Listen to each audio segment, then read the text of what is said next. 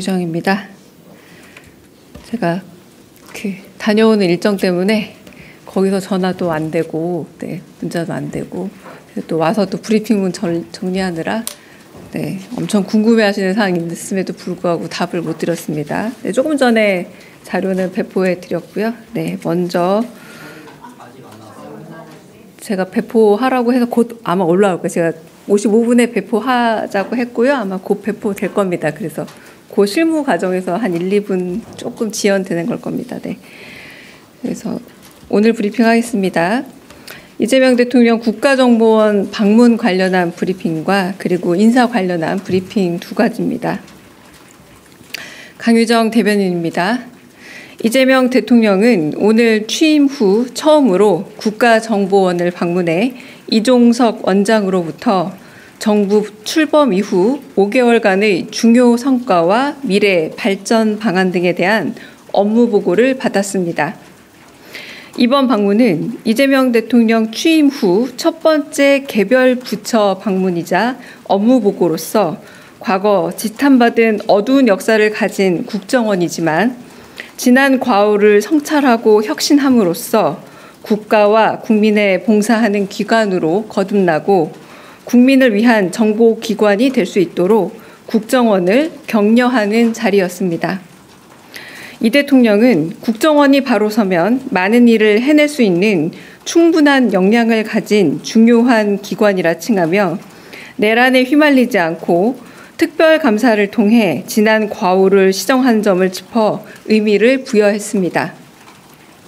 또한 캄보디아 대학생 살해 사건의 주범을 체포하고 스캔 범죄 해결에 상당한 역할을 한 국정원의 노고를 치하했습니다.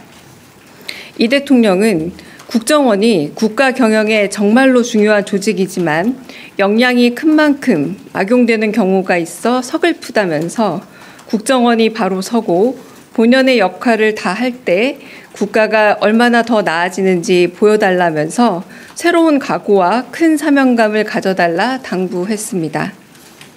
또한 국가폭력범죄의 공소시효가 곧 입법을 통해 영구 배제될 것인 만큼 본연의 업무에 더 엄중해져야 한다고 강조했습니다. 이어 이 대통령은 국내 마약 조직 단속에 역량을 최대한 투입해서 대한민국은 건들면 손해라는 인식을 가질 수 있게 철저히 단속해달라 강조했습니다. 이후 진행된 국정원 업무 보고에서 국정원은 내란 특검으로 조태용 전 국정원장이 구속되는 등 역대 국정원장 16명 가운데 절반이 불법 도감청과 댓글 공작, 내란 등의 혐의로 구속됐다고 언급했습니다. 특히 문화예술인 블랙리스트 피해자와 민주노총 간첩단 무죄 대상자들께 사과하는 등 과거의 잘못을 시정하고 있다면서 오로지 국민만 바라보며 정보기관 본연의 임무에 충실하겠다 다짐했습니다. 이 대통령은 업무 보고를 듣고 난 이후 국정원 직원들과 오찬을 겸한 환담의 시간을 가졌고 역대 대통령 중 처음으로 우주안보 핵심 시설인 국정원 국가우주안보센터를 방문해 브리핑을 청취했습니다. 오늘 방문에는 강훈식 비서실장을 포함한 3실장과 3차장, 안보전략비서관 등이 동행했습니다. 이상입니다. 다음 인사 관련 브리핑 하겠습니다. 방송미디어통신위원회 위원장, 위원 및 국토교토부 1차관 인사 관련해서 브리핑하겠습니다.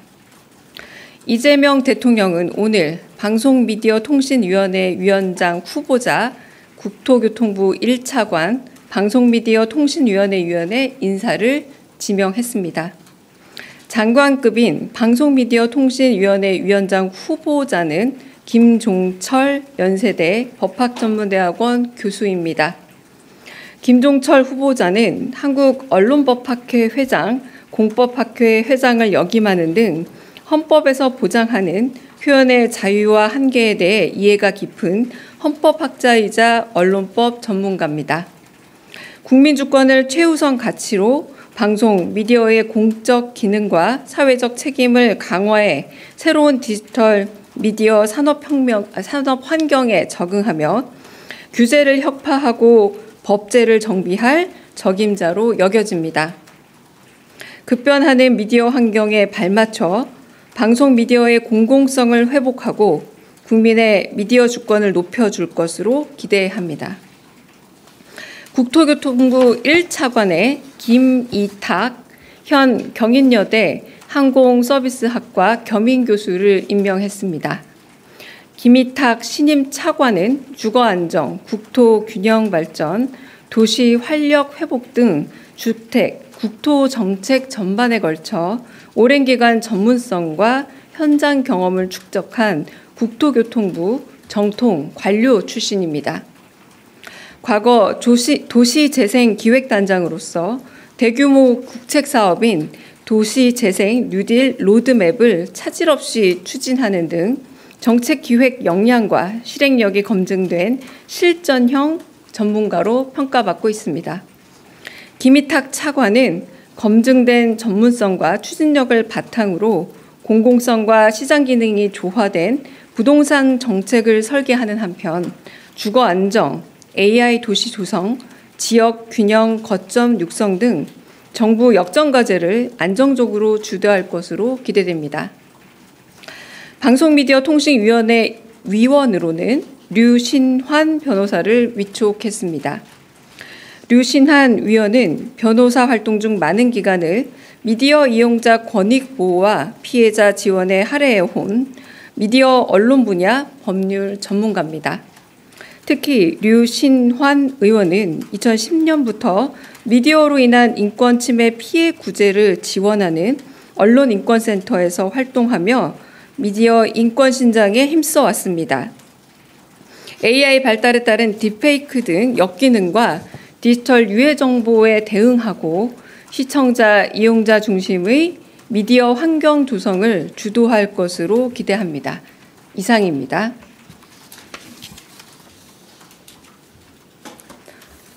혹시 질문 있으시면 질문 받겠습니다.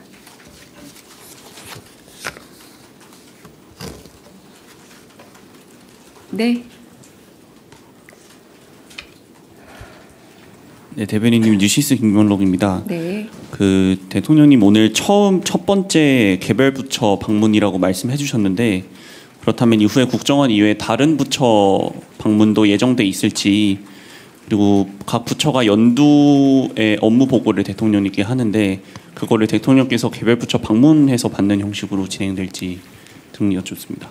네, 이 부분은 제가 조금 있다가 녹화되지 않는 상태에서 답을 좀 드리도록 하겠습니다. 네. 다른 질문 또 받겠습니다. 네. 네, SBS 비주 우영준입니다. 오늘 여야가 쟁점 중 하나였던 배당소득 분리과세 그 최고 세율 인하에 합의했는데 혹시 대통령실 입장과 평가나 전망 이런 것들이 있는지 궁금합니다. 네, 아직 그 부분에 대해서 논의를 대통령실에서는 하지 않은 걸로 알고 있습니다. 네.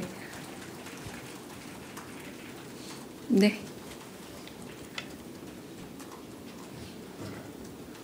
네, 안녕하세요. 채널A 이상원입니다. 방미통일위원장 후보에 김종철 후보자가 이제 선정이 됐는데 혹시 방송이나 언론 경력이 있으신지도 좀 여쭙습니다. 제가 말씀드린 그 후보자의 이력을 제가 말씀드린 정도가 전부고요. 지금 제가 자세한 자료는 곧 그 보도지원 통해서 제공을 드릴 텐데요. 좀 더 취재를 해보셔야 되지 않을까 싶습니다. 저는 제가 드린 정도의 정보만 드릴 수 있습니다. 네. 그러면은 네, 먼저 질문. 예. 안녕하세요. TV조선의 최지원 기자입니다. 네. 지금 YTN 관련해서 지금 취소 결정이 법원 판결로 났는데 그에 대한 대통령실 입장은 있을지 좀 궁금하고요. 이게 방미통일위원장 그 후보자 선임과도 연결되는 부분이 있을지도 설명 부탁드립니다. 네, 저도 제가 돌아오는 길에 그 속보를 봐서요. 그 법원 결정으로 알고 있는데 맞지요?